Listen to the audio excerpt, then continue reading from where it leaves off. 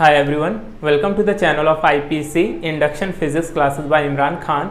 और इस video lecture में हम डिस्कस करने वाले हैं chapter number 15 that is structure of atoms and nuclei के इम्पॉर्टेंट फार्मूलाज।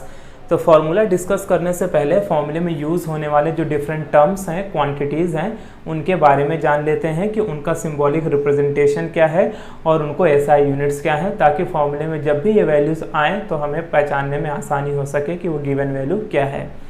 तो सबसे पहले है यहाँ पर small E which is called charge of an electron और इसकी वैल्यू होती है 1.6 इंटू 10⁻⁻19 और इसका यूनिट होता है कूलम। देन स्मॉल एम क्या है, मास ऑफ एन इलेक्ट्रॉन, ये भी एक कांस्टेंट वैल्यू है, इसकी वैल्यू है 9.1 इंटू 10⁻31 और सिंस मास है तो इसका यूनिट क्या हो जाएगा केजी। उसके बाद v क्या है, स्पीड या वेलोसिटी ऑफ एन इलेक्ट्रॉन और इसका यूनिट होता है मीटर पर सेकेंड। r क्या है, रेडियस ऑफ बोहर्ट्ज़ ऑर्बिट और इसका यूनिट है मीटर। देन n क्या रिप्रेजेंट कर रहे हैं यहाँ पर, number of orbit, first orbit, second orbit, third orbit, fourth orbit and so on, या इसी को हम लोग प्रिंसिपल क्वांटम नंबर भी बोल सकते हैं, ठीक है। उसके बाद न्यू क्या है यहाँ पर, न्यू का मतलब है फ्रीक्वेंसी और फ्रीक्वेंसी का SI यूनिट होता है हर्ट्ज। देन ओमेगा, ओमेगा क्या डिफाइन कर रहे हैं यहाँ पर, एंगुलर स्पीड या एंगुलर वेलोसिटी और इसका यूनिट होता है रेडियन पर सेकेंड। वेर एच क्या है यहाँ पर, प्लैंक्स कांस्टेंट और सिंस ये कांस्टेंट वैल्यू है, क्या है इसकी value 6.63 into 10⁻34 joule second. Then उसके बाद है एप्सिलॉन नॉट, एप्सिलॉन नॉट क्या है यहाँ पर, परमिटिविटी ऑफ फ्री स्पेस। तो परमिटिविटी ऑफ फ्री स्पेस में इसकी वैल्यू कितनी होती है 8.85 इंटू 10⁻12 और इसका यूनिट होता है कूलम स्क्वायर पर न्यूटन मीटर स्क्वायर। इसकी जो वैल्यू है ये चेंज हो सकती है डिपेंड कि वो कौन सा मीडियम है, ठीक है। यानी फ्री स्पेस है तो इसकी वैल्यू 8.85 इंटू 10⁻12 है, अगर कोई दूसरा मीडियम आ जाएगा तो वहाँ पर इसकी वैल्यू चेंज हो सकती है। उसके बाद लैम्डा क्या है यहाँ पर, वेवलेंथ और वेवलेंथ का यूनिट होता है मीटर। आर क्या डिफाइन कर रहा है यहाँ पर, रिडबर्ग्स कांस्टेंट, रिडबर्ग कांस्टेंट भी एक कांस्टेंट वैल्यू देता है हमें which is equal to 1.093 into 10⁻7 और इसका यूनिट क्या होता है पर मीटर, या इस वैल्यू को हम लोग 1 इंटू 10⁻7 भी अप्रॉक्सीमेटली लिख सकते हैं। देन उसके बाद EM and EN this are the energies terms. तो यहाँ पर EM का मतलब क्या है, energy of electron in the higher orbit and EN का मतलब क्या है, energy of electron in lower orbit. Then यहाँ पर कुछ टर्म्स हैं related to the decay law. तो यहाँ पर N क्या डिफाइन कर रहा है, number of nuclei present at any instant small t, और N नॉट क्या डिफाइन कर रहा है, नंबर ऑफ ओरिजिनल न्यूक्लियाई। उसके बाद लैम्डा क्या है यहाँ पर, डीके कांस्टेंट। तो ये लैम्डा और ये लैम्डा में कंफ्यूज नहीं होना है, अगर बात डीके लॉ की हो रही हो तो वहाँ पर जो लैम्डा होगा उसका मतलब क्या होगा, डीके कांस्टेंट। उसके बाद टी क्या है, टाइम पीरियड और इसका यूनिट क्या होता है second. So these are the overall important terms जो हम लोग फॉर्मूले में यूज़ करने वाले हैं, ठीक है। तो इनको आप अच्छे से नोट डाउन करें एंड लर्न करें। उसके बाद हम लोग अब डिस्कस करते हैं फॉर्मूला, ओके। तो अब फॉर्मूला देख लेते हैं। सबसे पहला फॉर्मूला है रिलेटेड टू बोहर पोस्टुलेट। जैसे कि हमें पता है कि जो हमारा एंटायर चैप्टर है उसका जो मैक्सिमम पार्ट है वो बोहर के पोस्टुलेट के ऊपर बेस्ड है। तो बोहर का सबसे पहला पोस्टुलेट हमें क्या बोलता है कि जब भी कोई इलेक्ट्रॉन सर्कुलर मोशन परफॉर्म करेगा around the positive charge nucleus, तो उसको जो सेंट्रीपिटल फोर्स प्रोवाइड करेगा वो कौन होगा, electrostatic force. So therefore according to Bohr first postulate अपने को फॉर्मूला क्या मिलता है, mv² r is equal to 1/4πε0 E²/r², where ये वाला जो टर्म है ये क्या है, सेंट्रीपिटल फोर्स और ये क्या है, इलेक्ट्रोस्टैटिक फोर्स। उसके बाद बोहर का सेकेंड पोस्टुलेट हमें क्या बोलता है कि एक इलेक्ट्रॉन किसी भी ऑर्बिट में तब तक घूमेगा जब तक कि उसका एंगुलर मोमेंटम nh/2π के बराबर होगा। तो एंगुलर मोमेंटम का मतलब क्या है यहाँ पर, mvr और ये क्या है nh/2π, वेयर n क्या डिफाइन कर रहा है, number of orbit, first orbit, second orbit या थर्ड ऑर्बिट। उसके बाद है बोहर थर्ड पोस्टुलेट।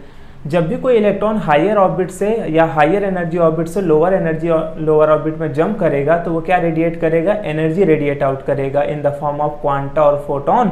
और हमें पता है कि जब भी क्वांटा या फोटोन की हम बात करते हैं तो उसके पास एनर्जी कितनी होती है, h न्यू। तो जब भी कोई इलेक्ट्रॉन जंप करेगा from higher orbit to lower orbit energy level, it will radiate out the energy in the form of photon. तो ये हमें मिल गया बोहर का first postulate, second postulate and third postulate. उसके बाद नेक्स्ट है रेडियस ऑफ बोहर्स ऑर्बिट। अब रेडियस ऑफ बोहर्स ऑर्बिट का जो एक्चुअल फॉर्मूला है जो डिराइव करके हमें मिलता है वो क्या है, epsilon square h square n square upon pi m e square, जिसमें से ये जो वैल्यू है epsilon h square upon pi m square ये कांस्टेंट वैल्यू है, यानी क्योंकि ये सारे टर्म क्या है, कांस्टेंट टर्म है, तो इनकी वैल्यू को सब्स्टिट्यूट करके अगर हम कैलकुलेट करें तो हमें एक वैल्यू मिलेगी which is equal to 0.053 nanometre.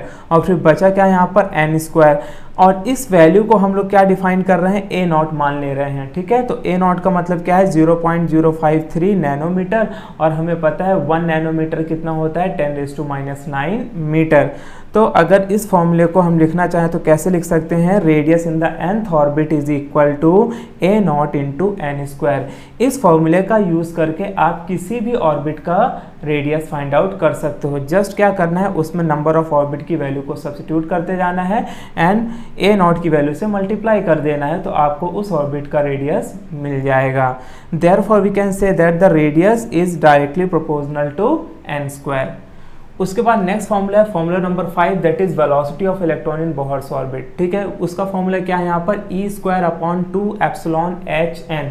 यहाँ पर भी e square upon 2 epsilon h जो है वो सारी की सारी कांस्टेंट वैल्यू है, और इन सारी कांस्टेंट वैल्यू को कैलकुलेट करेंगे तो हमें कोई एक नेट वैल्यू मिलेगी, बट सिंस बुक में नहीं दिया हुआ है इसके लिए मैंने भी यहाँ पर नहीं लिखा हुआ है, क्योंकि जिनकी वैल्यू दी नहीं है इनसे रिलेटेड न्यूमेरिकल आने के चांसेस बहुत कम है। डायरेक्टली फॉर्मूले के ऊपर तो नहीं आएंगे, हाँ इस बेसिस पे पूछ सकते हैं that v is inversely proportional to n यहाँ पर है। उसके बाद नेक्स्ट है angular speed of electron in Bohr's orbit. Angular speed क्या होता है, पता है हमें ओमेगा होता है। अब कैसे निकालेंगे इसे, तो इसका फॉर्मूला जैसे हमें पता है relation v is equal to r omega, तो ओमेगा क्या हो जाएगा v अपॉन आर। अब हमें v की भी वैल्यू पता है, r की भी वैल्यू पता है, दोनों की वैल्यू को सब्स्टिट्यूट कर देंगे तो अपने को ओमेगा का वैल्यू मिल जाएगा pi m e square upon 2 epsilon h cube n cube.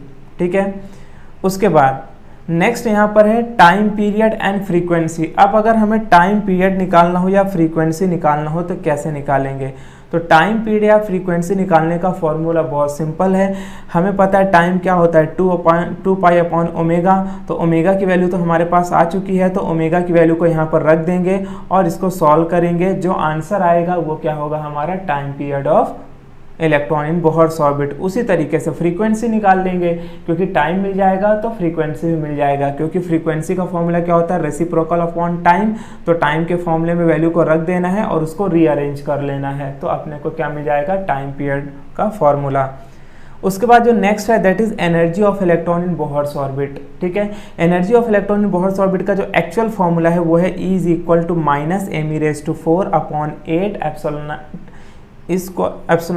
Square h square n square. ठीक है, तो यहाँ पर ये जो वैल्यू है ये सारी की सारी वैल्यू अगेन यहाँ पर क्या है, कांस्टेंट वैल्यू है। इन कांस्टेंट वैल्यू को अगर हम लोग कैलकुलेट करेंगे तो हमें एक नेट वैल्यू मिलेगी that is minus 13.6 electron volt, और बचा क्या यहाँ पर एन स्क्वायर, तो हमने यहाँ पर एन स्क्वायर रख दिया।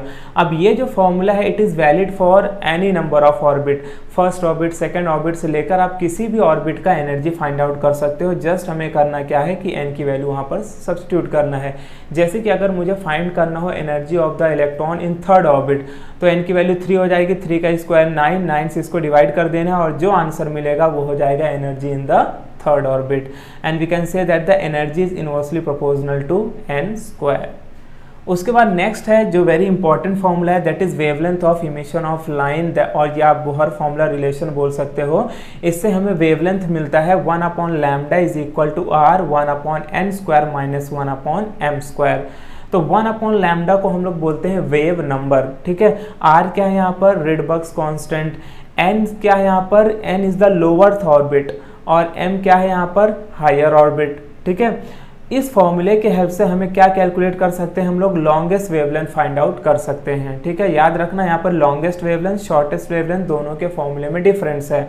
लॉन्गेस्ट वेवलेंथ के लिए ये वाला फॉर्मूला अप्लाई करना है, और अगर शॉर्टेस्ट वेवलेंथ फाइंड करना हो तो शॉर्टेस्ट वेवलेंथ में जो हमारा हायर ऑर्बिट होगा उसकी जो वैल्यू है वो इन्फिनिटी होगी, क्योंकि एक से लेकर कितने भी नंबर ऑफ ऑर्बिट हो सकते हैं। तो इन्फिनिटी का स्क्वायर यहाँ पर हमने रख दिया। अब हम क्या कर रहे हैं, इन्फिनिटी स्क्वायर की वैल्यू को 0 कंसिडर कर रहे हैं। तो जैसे ही 0 कंसिडर करेंगे तो यहाँ पर 1/λ की वैल्यू क्या हो जाएगी, r/n², and this is the formula to calculate the shortest wavelength. तो ये आपको ध्यान देना है कि न्यूमेरिकल में लॉन्गेस्ट वेवलेंथ पूछा है कि शॉर्टेस्ट वेवलेंथ पूछा है। मैंने दोनों के फॉर्मूले यहाँ पर बता दिए हैं। अब इन फॉर्मूले को यूज कैसे करना है तो ये हमें पता चलेगा according to the spectral line series. Spectral line series में टोटल 5 सीरीज आती हैं। एक है Lyman series, Balmer series, Paschen series, Brackett series and Pfund series. आपको भी इसी ऑर्डर में नाम याद रखना है, क्योंकि अगर आपने इसी ऑर्डर में नाम याद रखा है तो इसकी nth की वैल्यू को याद रखना बहुत आसान हो जाता है। अब होता क्या है, according to Lyman series, transition of electron from any higher orbit will fall on the lower orbit. कौन सा lower orbit, first lower orbit. यानी कि n की वैल्यू यहाँ पर क्या हो जाएगी 1, तो m की वैल्यू क्या होगी 2, 3, 4 से लेकर इन्फिनिटी तक। यानी कोई इलेक्ट्रॉन कहीं से भी जंप करे वो आके कहाँ पर गिरेगा, फर्स्ट ऑर्बिट में, अकॉर्डिंग टू लाइमन सीरीज। उसके बाद है बाल्मर सीरीज, इसमें n की वैल्यू क्या लेना है हमें 2, तो m की वैल्यू ऑटोमेटिकली 3, 4, 5 से लेकर इन्फिनिटी तक हो जाएगी। उसी तरीके से पैशन सीरीज की वैल्यू 3, ब्रैकेट सीरीज की 4 और पी फंड सीरीज की 5।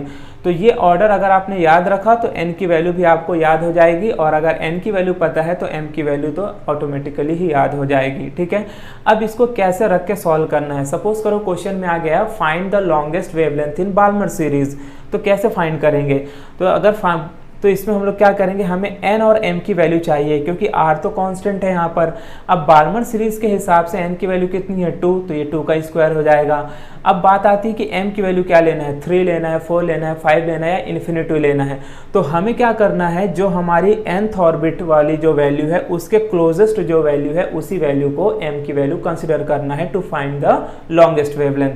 तो यहाँ पर m की वैल्यू क्या लेना है हमें 3, तो यहाँ पर 3 का स्क्वायर रख देना है और फिर इनको कैलकुलेट करना है। कैलकुलेट करने के बाद जो लैम्डा की वैल्यू मिलेगी वो क्या होगी, longest wavelength in Balmer series.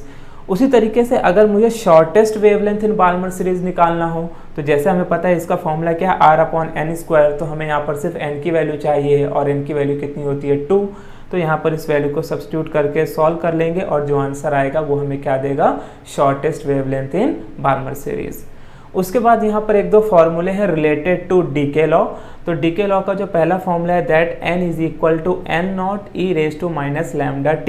तो यहाँ पर n0 क्या है, n0 is the number of original nuclei, lambda क्या है डीके कांस्टेंट और स्मॉल t क्या है at any instant time t। ठीक है, उसके बाद ये e मतलब इलेक्ट्रॉन नहीं है, e का मतलब लॉग ऑफ e वाला e है यहाँ पर। ठीक है, उसके बाद है हाफ लाइफ पीरियड। तो हाफ लाइफ पीरियड का फॉर्मूला होता है T1/2 is equal to 0.693 upon lambda. So this are the overall formula related to this chapter, जिससे मैक्सिमम न्यूमेरिकल्स आने के चांसेस हैं कि जिसमें फॉर्मूला ये सब यूज हो सकते हैं। तो इन फॉर्मूले को आप अच्छे से बाय हार्ट करो, लर्न करो, then try to solve the numerical. Hope so that this formula will help you in your numerical.